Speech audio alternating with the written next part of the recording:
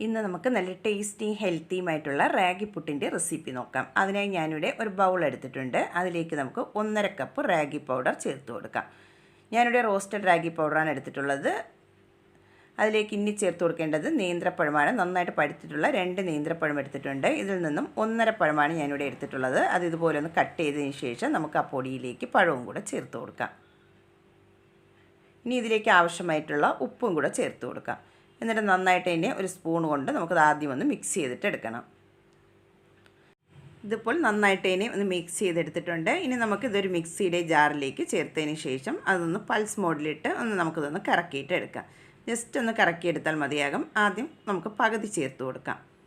കുറച്ച് വീതം ചേർത്ത് വേണം ഇതൊന്ന് കറക്കിയെടുക്കാനായിട്ട്. ഫസ്റ്റ് സ്റ്റെപ്പ് ഇവിടെ റെഡിയാക്കി എടുത്തിട്ടുണ്ട്. അത് നമുക്ക് ബൗളിലേക്ക് ഇട്ട് കൊടുക്കാം.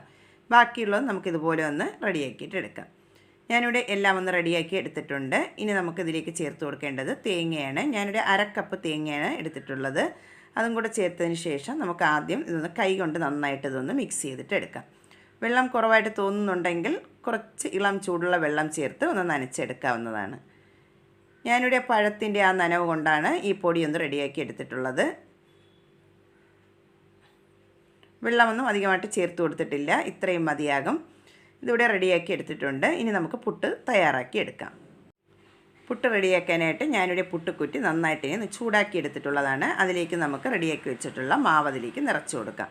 നിങ്ങൾക്ക് തേങ്ങ ഇടയ്ക്കിടയ്ക്ക് ചേർക്കാൻ ആവശ്യമുണ്ടെങ്കിൽ ചേർത്ത് കൊടുക്കാവുന്നതാണ്. ഞാനിവിടെ ഇതിൽ തേങ്ങ ചേർത്ത് കൊടുത്തിട്ടുള്ളതുകൊണ്ട് ചേർത്ത് കൊടുക്കുന്നില്ല. ഇനി നമുക്ക് പുട്ടുക്കുറ്റിയിലേക്ക് മാവ് നിറച്ച് കൊടുക്കാം.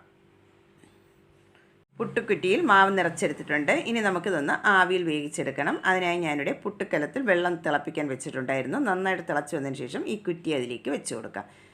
എന്നിട്ട് ഒരു മീഡിയം ഫ്ലെയിമിൽ വെച്ചിട്ട് ഒരു 5 മിനിറ്റ് നമുക്കിതൊന്ന് വേവിച്ചിട്ടെടുക്കാം.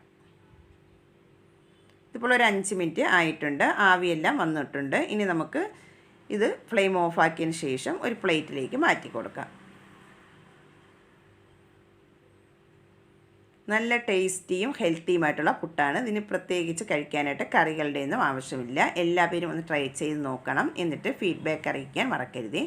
വീഡിയോ ഇഷ്ടമാകുന്നെങ്കിൽ ഒന്ന് ലൈക്ക് ചെയ്യാനും സബ്സ്ക്രൈബ് ചെയ്ത് സപ്പോർട്ടും കൂടെ ചെയ്ത്